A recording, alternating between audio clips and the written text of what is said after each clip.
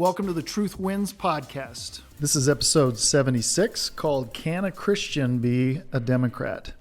Can Christians be Democrats, Stu? We will seek to answer that question in this episode. As always, my good friend Stu Richards with us. Say hey, Stu. Hey, Stu. We're going to jump right into time to Stump Stew. All right, Stu, from our episodes on abortion, one person said, Angie said, abortion is not murder. It's just stand your ground self-defense. Okay. I think a lot of this is about your worldview. You have to look at the way things come and what value human life has. From the Christian worldview, every human life has value. I think people have tried to rationalize abortion and turn it into, no, it's not a real human being. It's a tissue, or it's like just a medical condition. Like a parasite that we is can what just, that you can just cure by getting rid of this. And that the wicked, oppressive, male-dominated, patriarchy is not letting women have sex with whomever they wish to.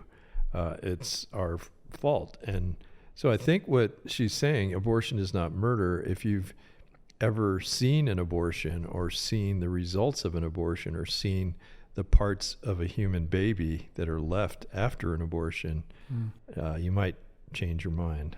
Mm-hmm. Well, similar to this, Louis, how would you say it? Louis says, why don't you say the truth? It's about oppression of women, minorities, and the poor. Talking about abortion.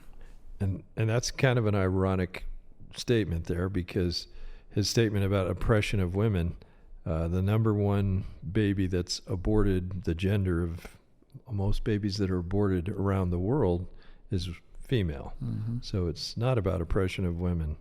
It's actually letting women have a chance at life.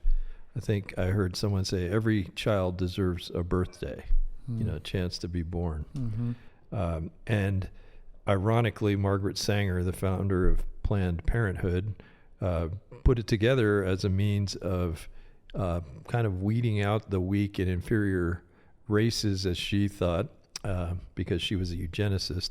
And so the weaker race she thought were the blacks. And so one of the biggest communities affected by abortion is the black community. And so it's not oppressing them to get rid of this brutal and archaic practice. Mm-hmm. It's the exact opposite. Right. And we talked about that in those episodes. So I don't know if some of these comments, they don't give it a chance, but would encourage you to listen to the full episode because we do address that in probably both of those, about Margaret Sanger and a lot of those points. But it's easy to say, no, this isn't true, without really jumping in, but just want to encourage the listeners to really listen through it with an open mind. Doesn't mean you have to agree with us in the end, but don't just quickly start typing. There are different views out there. And do a little research. Exactly. All right. Thank you, Stu. Time to Stump Stew. All right. Well, I just jumped right into it today because we have a special guest with us. At least your parents always said you were special, didn't they, Ian? They did. They still do. Ian, you may remember him. He was on one of our episodes probably a year or so ago, but Ian is our producer of our podcast and now a friend, and is very well read on a lot of different things. Seems like whatever we're talking about, you've got some great stuff to throw in there. I've always got an opinion. Yeah, exactly. And now people will have to listen to it because you've got a mic in front of you. But Ian, together with his wife Kadri, own and operate a film and marketing company called Lifted Film and Music for more than 10 years now. And they create documentaries and feature films that are telling the untold stories of love, faith, and entrepreneurship.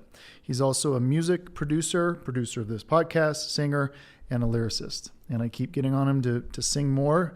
So he seems hesitant. Now, do you ever go to like the pizza shop or the coffee shop down the street and do a full set, or is that not really when we first got started, we did. We were in Florida, and I always remember people were so surprised because our oldest, TJ, he had felt like he had just been born, but he was right there in the coffee shop, and we were doing shows, and he was with us wherever we went. But that was back in the day. Yeah. Who's we?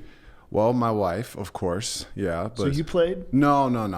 She was just hanging out. So you're up there with a guitar and yourself, or do you have? Well, back in the day, it was just me. Right now, it's still just me. But actually, the kids are amazing. They all have pretty much self-taught themselves guitar, piano. So, we might need to have a little family band going down. Von Trapp family. That's right, yeah. What, you have 4 kiddos? Yes. Ages? We have 2 boys and 2 girls. Our oldest is 14. Our girls are about to be 11. And our youngest is 9. Cool. Yeah. Cool. Well, thanks for joining us with this. We're going to, again, the topic today is, can Christians be Democrats? We joke. The quick answer to that is no. Nope. But it's over. It's over, yeah. That's the end Join of the us show. next episode. Now, again, I know we've already ticked off a lot of people, born and raised dead dog Democrats, but just hear us out a little bit, because when we say Democrats, you have to define that. In fact, we were talking right before going on. It's like, how do you define Democrat? Is it our grandparents' Democratic Party, or is it today's party? And obviously, we're going to be talking about today, because that's where we're at now. Can a Christ follower fall in line and vote with most Democratic candidates in good conscience? And that's what we want to talk about today. So I think it's good to step back, though, and say, okay, how's the Democratic Party different today than it was 50 years ago, or 75 years ago, or 150 years ago? Yeah. Yeah, well, I mean, being what I understand is the oldest political party in the United States, it originally was supposed to be for the common man. Individual rights, state sovereignty. They opposed banks, high tariffs, taxes. That was the origin, but it feels like a lot has changed since then. Yeah. And I think a lot of like my parents' or grandparents' generation, it's like farmers, ranchers, union people, they were always Democrats, because it was the party that looked out for the blue collar, for the working man and woman. And so there wasn't a lot of the stuff going on today, or at least out front. Maybe behind the scenes it was already starting to move that way. But it's weird, because it's like anything, it has gone in different directions throughout the decades or the last century or so. Because if you go all the way back to the Civil War, I bet if you did like a question on the street, word on the street thing, and asked which was the party that set the slaves free or voted for the Emancipation Proclamation, most people would probably say Democratic Party, right? But Stu, you were looking at the numbers, right? Yeah, it's not even close. It's like when you start to realize that all the states in the South were big Democrat states. So Mississippi, Alabama. And so when the vote was had for the 13th, 14th, 15th Amendment to set slaves free, to give them a right to vote, basically 100% of the Republicans voted for it. And basically a small percentage of the Democrats voted for it, and they were against it. So it's like, if you go back and do some research on history, you start to realize the Democrats haven't always been a party that was pro-minorities or pro-blacks especially. Yeah. Yeah. And again, we've talked a lot about the color of the skin doesn't really matter. We're all one race, the human race.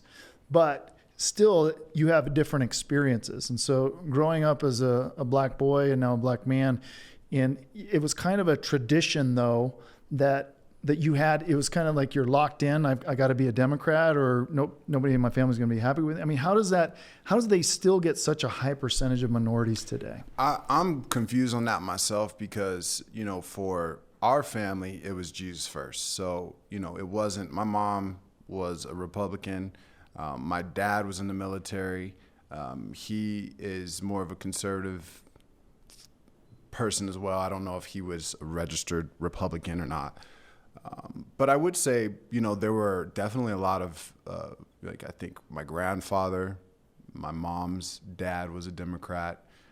And that was hard to reconcile, in the sense that, it just seemed like so much of what we were taught in church, what we learned from the Bible was opposite what we were getting from that party. But for me personally, it wasn't like you got to be a Democrat or anything. And in fact, it was always taught to me that your identity is in Christ first. Mm-hmm. So That's in your home. That's in our home, yeah. But out on the street, like with I think friends that it's like a weird Jedi mind trick.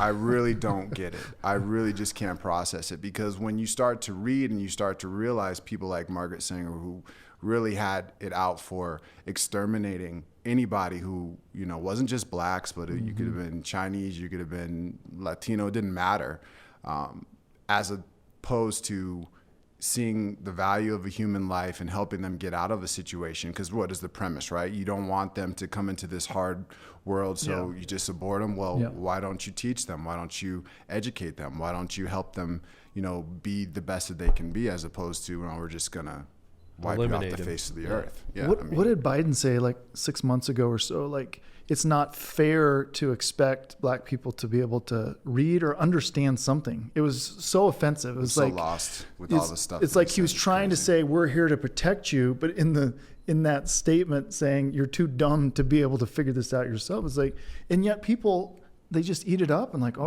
they tend to be more forgiving to him because of what their predisposition to believe is. So they think, oh, he's a Democrat, so he must be for us. He's on our team. It's okay. Yeah, but I think that's changing a lot, because I have a colleague of mine, a connect of mine. I won't say that we're friends, because part of the reason why it's been tough for he and I to reconcile our relationship beyond just work is the fact that he's very passionate about politics and very passionate about, you know, what's happening to the black community.